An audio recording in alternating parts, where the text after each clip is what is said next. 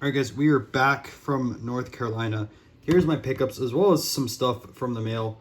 That over there, which I'll show you guys at the very end if you recognize that card. But we're going to start off with 2 cards in the mail. I don't believe I showed them on video yet, but this is for my Lone Jack Inventor set from 1887. Beautiful copy of the one and only Thomas Edison. I also have a Ben Franklin coming in, so now we're going to be almost 50% done with this set, which is incredible. It's taken me 2 years. So maybe I'll finish the whole set in 5 years. So you guys can see that over here. There's a little bit of paper loss down over there, unfortunately. But again, beggars or choosers with this. So good luck finding this card. It took me over 2 years to find it. Up next, we have the Between the Axe and Bravo of Georgia Washington. I thought this was a clean card. Obviously has that tipped corner over there. But overall, really great shape. The thing that's wild about these cards, and I guess just sometimes ordering over in Europe, is these weren't in top loaders. They were put into, they have like binder sleeves for tobacco cards, and that's how they were shipped. So luckily they didn't get creased, but that is a common occurrence over there. And you guys can see like one of my favorite backs ever, and it does have some paper loss, so this will be a 2. But really great copy on the front over here. I say 2, 1.5 or a 2, but still looks really sharp. And obviously, I hope this gets a 1.5, might get a 1. So there are those 2 over there. Didn't want to ramble too long. Let's go into some of these card show pickups. Oh, I get other mail day real quick before I do that. 59 Bob Gibson in a 3.5 and 54 K-Line 2.5. Both these are available, by the way, if you guys are interested in those 2, but 2 classic rookie cards from 50s. All right, the rest of these are card show pickups, and we'll go over that at the very end. Up first, we have the Look and See of Babe Ruth. Now, this is the nicer example over here. Like you guys can see, it is a little OC, but it is pretty sharp on the corners. I don't believe there's any creases on this one, and you guys can see the back over here. See the Babe Ruth in there over there, talking about home runs, and thought this was a semi-clean copy. I don't know if this is a print dot or ink or what the case is over there, but still looks nice. I think this is probably like a 5-ish, 4 or 5. We'll see when I end up getting it graded, but couldn't pass that one up. And then here's the other copy. This one does have a crease. You guys can see it pretty easily right over there, but still looks pretty sharp beyond the crease. And there's a little bit of staining on the back. So no big deal with that. Up next, we got some T206 cards. So it's a really killer. Now, it does have like a ripped corner over here.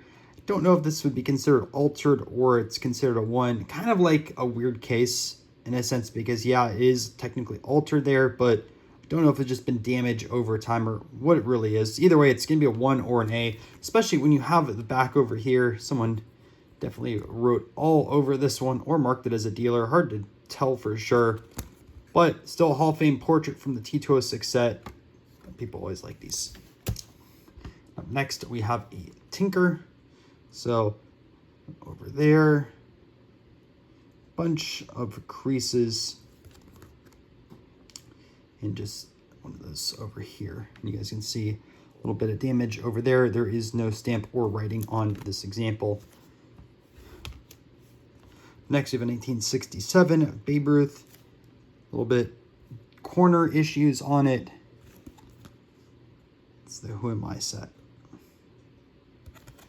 Don't see these every single day, so I decided to grab that one. Up next, another part of the Chicago trio, we got the Evers. I thought the front of this one looked pretty nice. I mean, I think there is a crease right there, but beyond that, I mean, really good color on it. And I was kind of surprised I got a 1. I was thinking this would get a 1.5 or a 2. Again, I didn't grade this, but then I turned it over, and yeah, it's kind of a nasty back. But still, imagery is decent on the front. I paid $200 for it. I think the guy just wanted to move the card. And yeah, another T206 Hall of Famer. We got a 59 Mantle in a 5.5, a little sharp. Definitely is OC, left to right, and even top to bottom. You guys can see that over there. The imagery is shifted over, but one a little bit tougher to find. just because the higher number associated with it. And it looks pretty clean. Got an O-Pee-Chee, Roberto Clemente. Don't see these often in US shows. I don't know how rare they are up in Canada. But got that. And I'm sure a lot of Roberto Clemente collectors would want to have this within their PC. It's a pretty cool card. This one already sold. We have this Bob Gibson 1959, and it is a beater. Would be a 1 all day, but I know someone that wanted a lower graded copy, so perfect for that. Got a 1957 Hink Aaron. Again, a lower graded stuff. You guys can see how bad that corner is over there. So like all day long, a 1, 1.5. I think there's some staining over here as well. Yeah, Aaron. Next, we have a 57 mantle. This one is actually pretty centered, nicely left to right. A little off top to bottom. It's that one. You guys can see the back. 1962 Lou Brock rookie card in A3. Definitely not the best looking example. There's some staining over here, rounded corners, but 3000 Hit Club. One of the cooler cards, this 1952 Redman. You guys might be wondering, like, why is it a 2? There's a crease that goes across over there and right over here, but from far away it does look nice. This one also sold. You know, a Ted Williams collector, and he did not have this yet in their collection, but you guys can see this over here. Don't get Redmans that often. I had a Minozo in this, but it also sold, but that Minozo did not have the tab at the bottom. There's always a little bit of a premium with that. A lot of these are cut at the bottom, but the grading companies will still grade them. So there's that. And lastly, you guys might be wondering, did I really pick up a 53 mantle? Answer is yes and no. This is a counterfeit one that I got sent, so I'm going to be making a video for spotting fakes once I move into my new house. And I'm going to start trying to get examples of the fakes, so that way I can show you guys directly on video.